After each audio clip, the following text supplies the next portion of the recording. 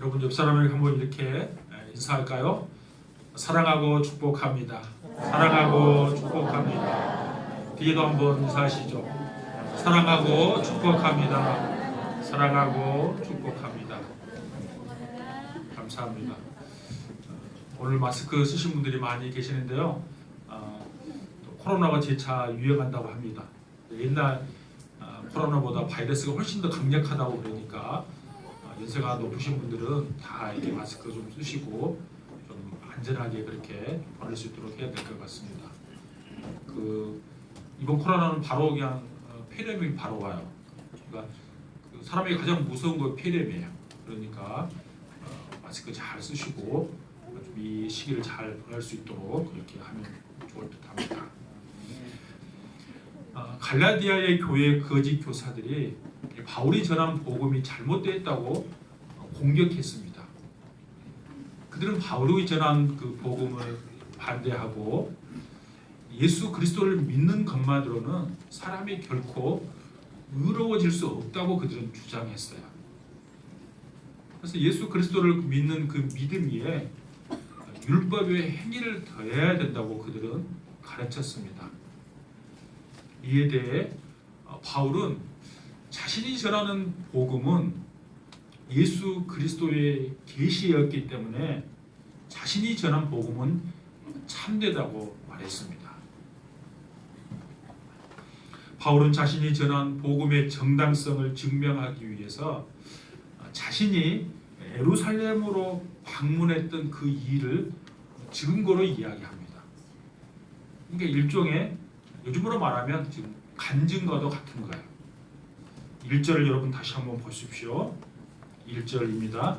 14년 후에 내가 바나바와 함께 디도를 데리고 다시 예루살렘에 올라갔더니 14년이란 후 이런 표현이 나왔어요. 이 말씀은 갈라디아서 1장 18절에 언급된 첫 번째 예루살렘을 방문한 후 14년이 지났다 그런 의미입니다.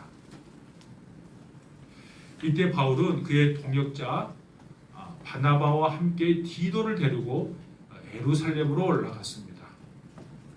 그럼 바나바는 유대인이고 디도는 헬라 사람 이방입니다. 그러니까 바나바는 할례를 받았고 디도는 할례를 받지 않는 사람이었습니다.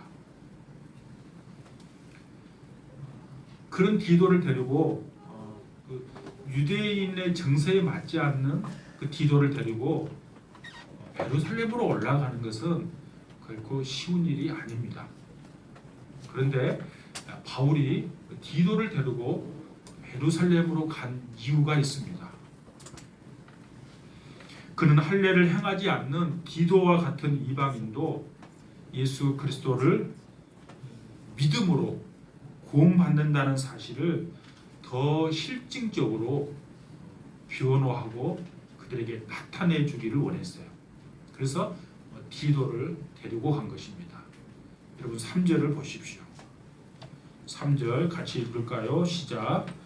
그러나 너와 함께 있는 헬라인 디도까지도 억지로 할례를 받지 않게 아니하였으니 억지로 할례를 받게 하지 않았다 그랬어요. 그러니까 바울의 입장에서는 디도에게 할례를 행하지 않게 했다는 거예요. 여러분 유대인들에게 할례는 자기 정체성의 핵심이에요. 언약 백성이라는 그 정체성, 내가 그러니까 하나님의 언약 백성이라는 그 정체성을 잘 나타내는 것은 외적으로 표시하는데 그 외적으로 표시되는 것이 바로 할례예요. 그래서 이스라엘 남자들은 태어나면 8일 만에 다 할례를 받습니다. 그래야 그들이 참 유대인이 된다는 것을 드러내는 거죠. 그러니까 하나님의 언약 백성인 것을 드러내는 거예요. 그런데 이방인 중에서 유대교 안으로 들어오려면 그래서 반드시 할례를 받아야만 했습니다. 그래야 유대인이 되는 것이죠. 이런 차원에서 바울이 복음을 전해서 교회 안으로 들어오는 이방인들에게 거짓 교사들은 반드시 할례를 받아야 한다고 그들은 가르쳤어요. 달리 표현하면 예수를 믿어서 구원받은 자에게 할례를 통해 다시 유대인처럼 만들고 싶었던 것입니다. 여러분, 오늘날 우리 교회에서 구원을 이루는 데 있어서 가장 중요한 요소가 있다면 그것은 주님을 향한 진심 어린 믿음이에요. 근데 마음을 다해서 주님을 내가 정말 믿고 있는 그 믿음이 중요한 것이지 우리의 어떤 종교적 행위가 중요하지 않다는 거예요. 근데 지금 거짓 교사들은 무엇을 요구하는가 하면 그 믿음 그 플러스에서 종교적 행위를 강요하는 거예요. 오늘날 교회에서 가장 중요한 것은 예수 그리스도를 향한 우리의 신실한 믿음, 진실한 믿음이 중요한데 그 믿음은 뒤로 빼버리고 종교적 행위를 종종 강요할 때가 있어요. 우리는 언제나 우리에게 질문을 하셔야 합니다. 나는 예수 그리스도를 진심으로 나의 주님으로, 나의 구주로 믿고 있는가? 이게 가장 중요해요. 주님을 제대로 우리가 신뢰하고 믿고 있다면 우리의 삶은, 행위는 자연스럽게 따라오게 돼 있어요. 근데 신실한 믿음 없이 종교적 행위를 강요해버리잖아요. 그럼 오늘 우리 본문에서 말씀하고자 하는 참된 자유가 우리에게 사라져버려요. 복음에서 우리에게 가장 중요하게 주는 것, 진리가 너희를 자유케 하리라. 오늘 제가 본문을 진리 안에 거하자 그랬어요. 진리가 우리에게 주는 자유가 사라져버려요. 그래서 우리에게 중요한 것은 믿음이에요. 바울은 헬라인 디도를 억지로 할례를 받지 않게 했습니다. 이는 이방인 디도를 통해 이방인이 율법에서 요구하는 할례를 받지 않아도 믿음을 통해서 얼마든지 구원을 받을 수 있다는 사실을 가르쳐 주기 위함입니다. 여러분, 교회는 포기할 수 없는 핵심 진리가 있고 상대화할 수 있는 것이 있습니다. 여러분, 진리 안에서 우리가 상대화할 수 있는 것은 우리가 얼마든지 수용하고 포용할 수 있어야 합니다. 또 진리가 그대로 보존되도록 불필요한 것들은 언제든지 제거되어야 하지만 진리의 핵심적인 내용이 들어있는 것은 우리가 보호하고 유지해야만 합니다. 우리가 보호하고 유지해야 할 건 뭘까요? 오늘 본문에서는 그것을 자유라고 말하고 있습니다. 그 본문 다시 한번 보세요. 4절 같이 읽겠습니다. 4절 시작. 이는 가만히 들어온 거짓 형제들 때문이라. 그들이 가만히 들어온 것은 그리스도 예수 안에서 우리가 가진 자유를 엿보고 우리를 종으로 삼고자 함이로되. 아멘. 갈라디아 교회에 몰래 들어온 거짓 교사들이 여러분 도모한 것이 여러분 무엇입니까? 여러분 4절 하반부 다시 한번 보세요. 그리스도 예수 안에서 우리가 가진 자유를 엿보고, 우리가 가진 자유를 엿보고 우리를 종으로 삼고자 함이로되. 우리가 보호하고 지켜야 할 것, 그것은 진리 안에서 참된 자유입니다. 거짓 교사들은 자신들이 의도하지 않았다 할지라도 복음 안에 있는 사람들에게 있는 그 자유를 빼앗으려 한 것이에요. 율법에 얽매여 있으면 우리는 참된 자유를 결코 누리지 못하게 되는 것입니다. 여러분, 복음이 우리에게 가져다 준 선물 중 하나는 그것은 자유입니다. 진리 안에 있는 사람에게는 참된 자유가 있습니다. 우리를 죄에서 자유하게 합니다. 우리를 사망에서 자유하게 합니다. 복음이 우리에게 주는 중요한 열매는 자유라고 말할 수 있어요. 세상의 모든 관습과 풍습에 그래서 우리는 얽매여 살지 말아야 합니다. 우리 박병희 집사님이 예수 믿고 얼마 되지 않았을 때 저에게 그랬어요. 그 마을에 옛날 마을에 다 그 제각들 모시잖아요. 혹시 지금도 혹시 우리 성도들 가운데 방에 가면 제각 있는 사람 있나요? 박병희 집사님이 예수 믿고 얼마 안 돼서 저기 목사님 방에 있는 그 제가 없애버릴 테니까 없애주세요. 그래서 제가 우리 주차장 예배당 주차장 앞에 나와서 제가 태워버렸어요. 여러분 그거 예수 믿고 얼마 되지 않았는데 그 죄가 없애는 건 쉽지 않아요.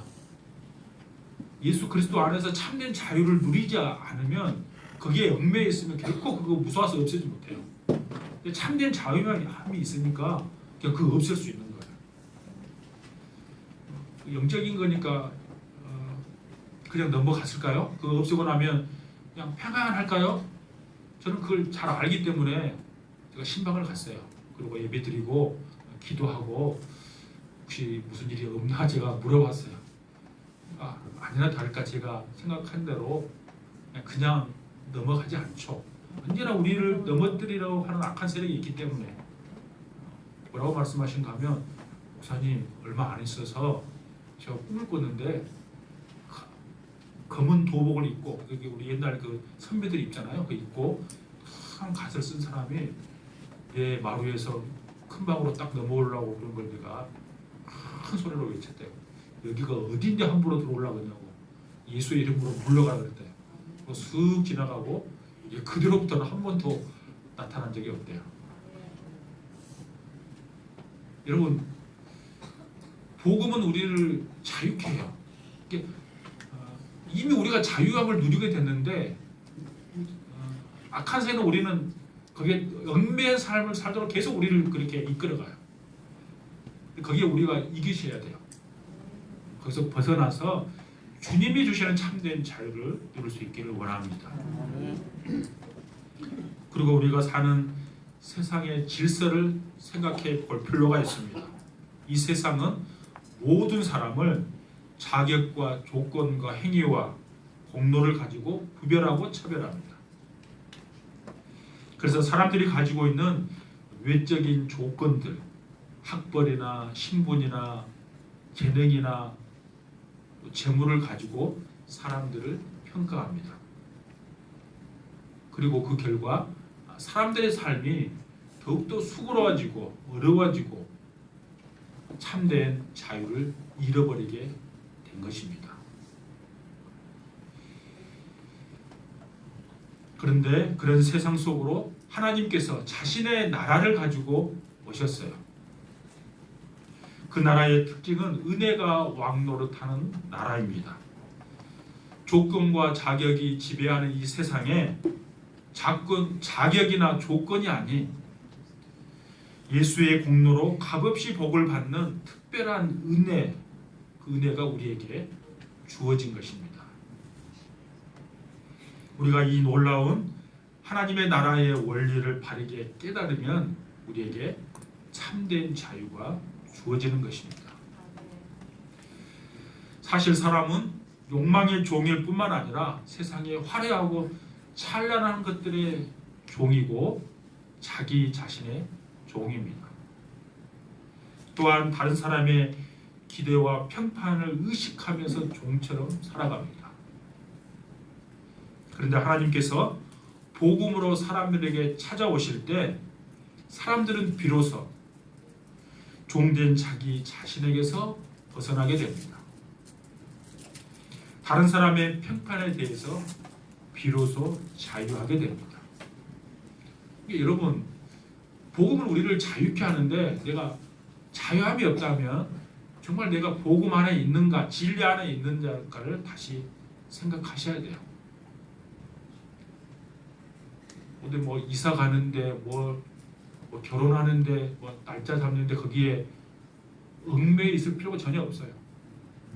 거기에 늘 그런 것에 지금도 옛날 우리 조상들이 늘 미신처럼 믿는 거기에 지금도 얽매여 있다면 그것은 참된 복음을 우리가 받아들이지 않는 거예요. 그런데 복음을 통해서 놀라운 자유를 경험한 이후에 성도의 삶에 어려움이 생깁니다. 은혜로 구원을 감격하며 기쁨으로 받아들였는데 우리가 생각한 것보다 우리의 변화가 더디기 때문에 그래요. 하나님의 은혜가 왕노라는 하는 세계가 우리의 삶에 들어오면 변화가 눈에 보이게 좀 나타나면 좋을 텐데 그 변화가 잘 눈에 들어오지 않아요. 이런 상황 때문에 신앙생활을 하는 중에 이단의 교훈의 그 가르침에 우리가 마음을 빼앗기게 되는 죠. 왜냐하면 그들은 늘 빠른 길이 있고 쉬운 길이 있다고 우리를 늘 유혹하기 때문에 그렇습니다. 그러나 진리가 우리 속에 만들어내는 변화는 더딥니다. 더딘 변화이지만 우리가 낙심하지 말아야 할 것은 하나님께서 궁극적으로 우리를 구원하시고 우리를 자유케 하실 것을 우리가 믿기 때문입니다. 여러분, 우리는 평생에 이런저런 형태의 종 노릇을 많이 하면서 살았습니다. 자기 자신의 욕망의 종이자 이웃의 눈총의 종으로 살았습니다. 이런 삶을 살아가고 있는 우리에게 중간에 한 번씩 다른 복음이 들어옵니다. 우리가 다른 복음을 환영하는 것은 우리 속에 타락한 본성이 있기 때문입니다. 하나님을 믿고 의지하는 참된 신앙이 아니라 타락한 종교성이 우리 속에 있어요. 온갖 형태의 종교성이 우리 안에 다 있어요. 저도 있고 여러분도 있어요. 그런데 이 종교성이 우리가 만든 자기 중심성과 만나면 우리의 본성은 끊임없이 다른 복음을 만들어냅니다. 더욱더 종교적으로 보이는 것들에 우리의 마음을 빼앗기게 돼요. 기독교 2000년 역사가 우리에게 늘 가르쳐주는 교훈이에요. 여러분, 교회 예배당 안에 예수님의 성화가 그려져 있고 촛불을 다 켜고 십자가가 있고 이렇게 잘 이렇게 해놓으면 그게 어떻게 보면 우리의 종교성을 다 부추기는 것들이에요. 그렇게 하면 더욱더 좀 의로워진 것 같고 거룩해지는 것 같이 보이는 거죠. 우리 속에 있는 다 그 종교성이 만들어낸 것들이에요. 우리의 믿음의 선배들, 종교개혁자들은 그거 다 없애버렸어요. 불 켜는 것도 뭐 성화도 십자가도 다 없애버렸어요. 근데 시간이 지나니까 우리 선배들이 다 없애버리면 다시 갖다 놔요. 성화를 갖다 놓고 십자가를 걸어놓고 촛불을 켜면 12지파 상징하는 촛불을 다 켜놓으면 그게 훨씬 더 거룩해지고 그게 무슨 능력이 나타나는 것처럼 생각되는 거거든요.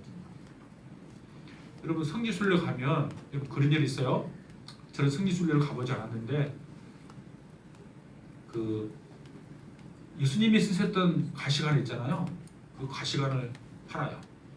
그 가져오면 그 굉장히 큰 능력이 있는 것으로 해서 장사하는 거죠.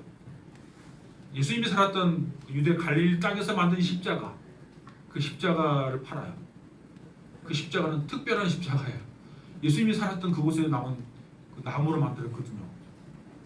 그걸 가져오면 무슨 효험이 있고 능력이 있는 것처럼 사람들에게 팔아요.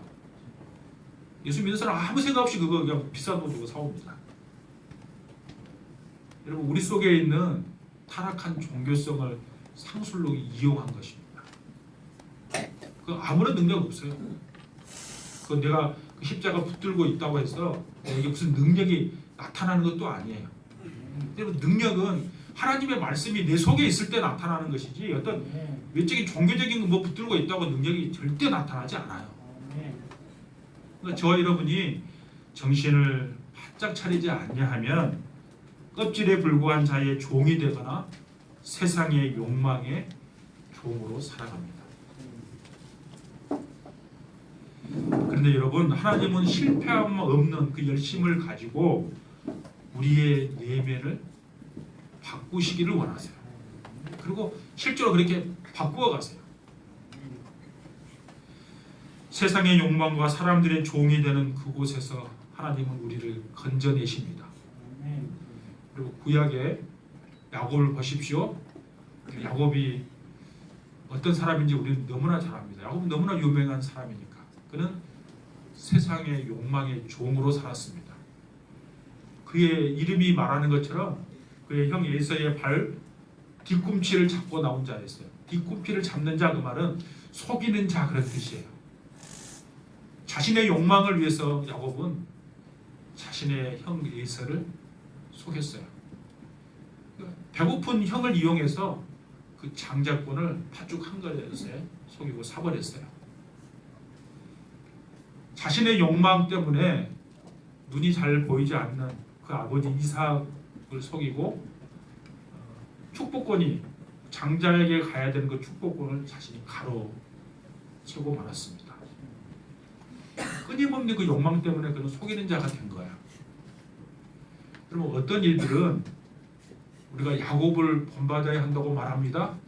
야곱이 그 간절함으로 하나님의 축복을 가르치는 것, 그거 본받고 그 믿음을 따라가야 한다고 말하는 사람들이 있습니다. 성경은 그것을 우리에게 가르쳐 준 거 아닙니다. 야곱을 통해서 성경이 우리에게 가르쳐 주는 것은 우리 속에 있는 그 끝없는 욕망을 보라는 거야. 그 욕망대로 살아가는 인생이 어떤 인생인지를 보라고 야곱을 우리에게 가르쳐 준 것이지, 그 축복을 가로채는 그 공격적인 그 믿음을 가지고 살라고 그 준 적이 없어요. 여러분, 축복이라는 것은 하나님께서 선물로 주시는 것이지 쟁취하는 것이 아니에요. 여러분, 야곱이 나중에 여러분 뭐라고 말하는가 하면 그 아들 요셉이 팔려가잖아요.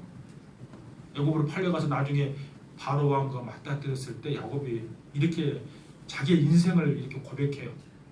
나는 험악한 세월을 살았나이다. 이렇게 바로 왕에게 고백합니다. 무슨 말인가 하면 욕망을 따라 살았던 자신의 삶을 돌아보니까 참된 자유를 잊어버리고 살았다고 말해요. 그런 야곱을 하나님께서 어떻게 변화시킵니까? 로봇처럼 변화시키지 않아요. 그 인격을 그대로 다 하나님은 우리 인격을 다 그대로 보장해 주세요. 그러니까 세월이 걸리는 거예요. 여러분, 로봇처럼 변화시키면 바로 뚝딱 고쳐버리죠. 근데 오랜 세월 동안 기다리시고 인내하시고 그를 다듬어 가세요. 그리고 그 오랜 세월을 지나면서 야곱이 드디어 이스라엘로 바뀌어요. 그것은 야곱 스스로가 바뀐 것이 아니에요. 하나님의 그 열심히 야곱을 이스라엘로 바꾸신 거예요. 욕망덩어리였던 그를 믿음의 사람으로 바꾸신 거예요. 그 하나님이 저와 여러분을 그렇게 바꾸어 가실 줄로 믿습니다. 사람의 종으로, 세상의 종으로 살아감으로 참된 자유를 누리지 못하고 있는 저와 여러분을 실수가 없으신 그 하나님의 열심이 그곳에서 우리를 구원해낼 줄로 믿습니다. 그 어떠한 것에도 매이지 않는 참된 자유를 주시는 그 예수님께로 우리를 이끌어 가실 줄로 믿습니다. 그리하여 마침내 우리는 그리스도 안에서 참된 자유를 이룰 줄로 믿습니다. 이것이 진리가, 복음이 우리에게 가져다 준 축복이고 선물입니다. 여러분, 사도 바울이 진리를 잘 보존하고 예루살렘에 있는 사도들에게 복음을 제시했을 때 어떤 일이 일어났는지를 보십시오. 여러분, 6절입니다. 6절 같이 읽겠습니다. 시작. 유력하다는 이들 중에 본래 어떤 이들이든지 내게 상관이 없으며 하나님은 사람을 외모로 칭하지 아니하시나니 저 유력한 이들은 내게 의무를 더하여 준 것이 없고. 아멘. 바울이 복음을 다 제시하자 예루살렘에 있는 유력자들, 그 유력자들은 베드로, 야고보, 요한을 말합니다. 아무것도 대주지 않았다 그랬어요. 바울의 설명과 복음을 듣고 자신들이 전하는 복음과 사도 바울이 전하는 복음이 전혀 다르지 않는 완벽한 복음이라는 것을 그들이 알았기 때문이에요.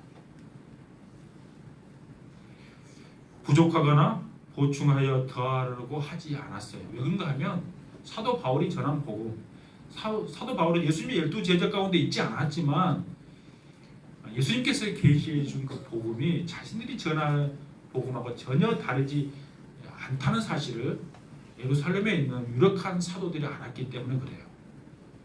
그러니까 바울이 갈라디아 지역에 전한 복음은 그들이 거짓 교사들이 주장한 것처럼 결코 다른 복음이 아니라는 말입니다.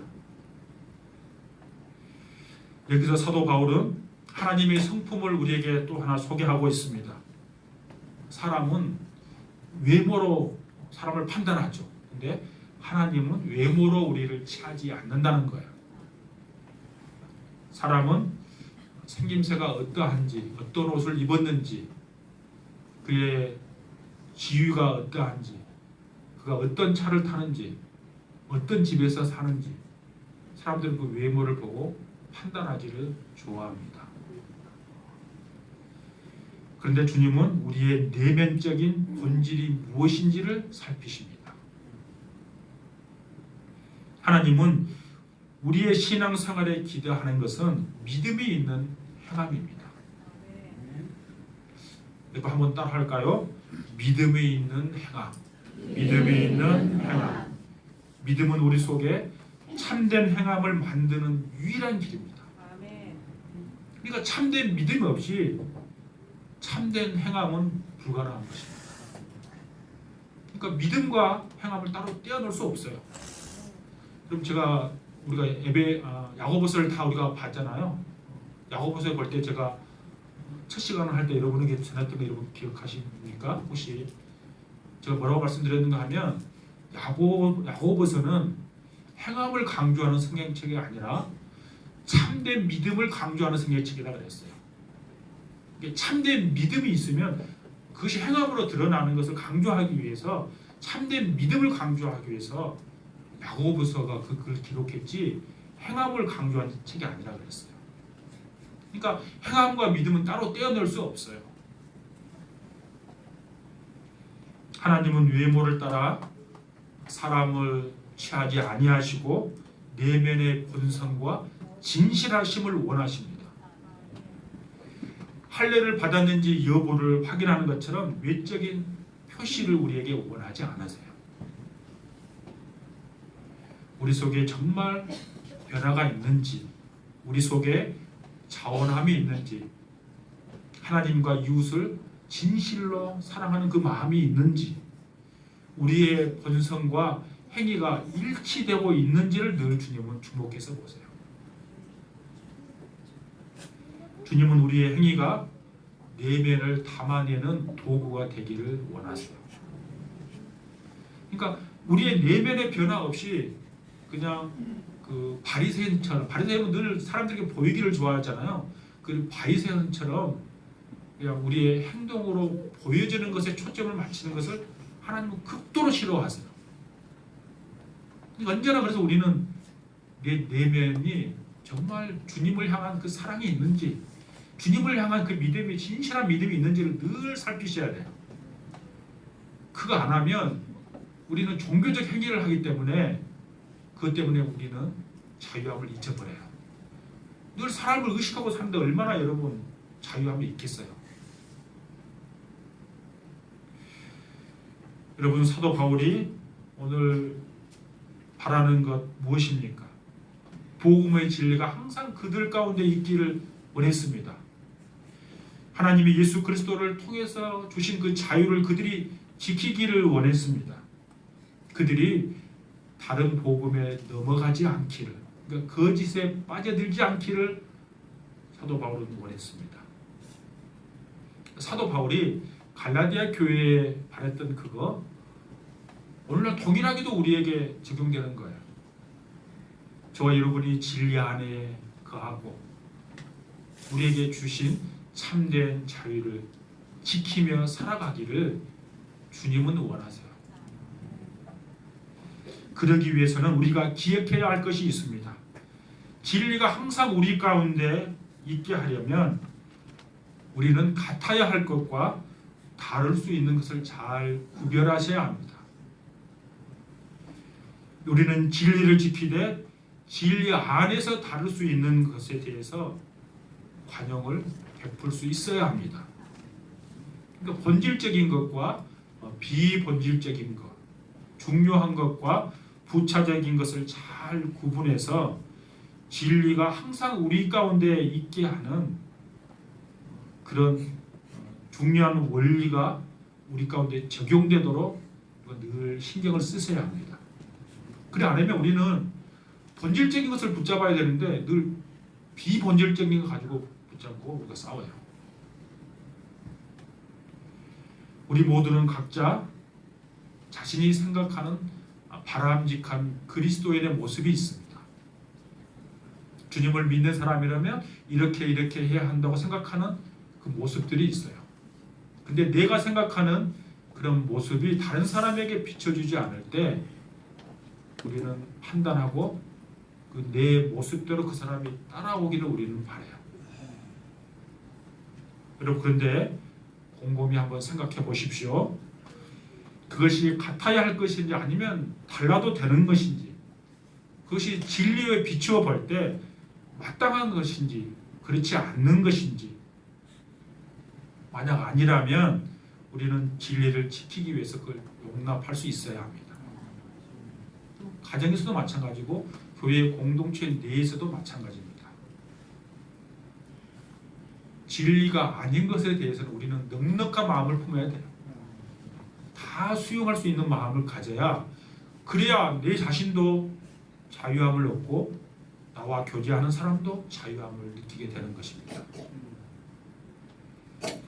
전통이나 관습이나 습관에 따라 다를 수 있다는 것을 같아야 한다고 주장하는 것은 주님께서 주신 그 자유를 깨트리게 되는 것이죠.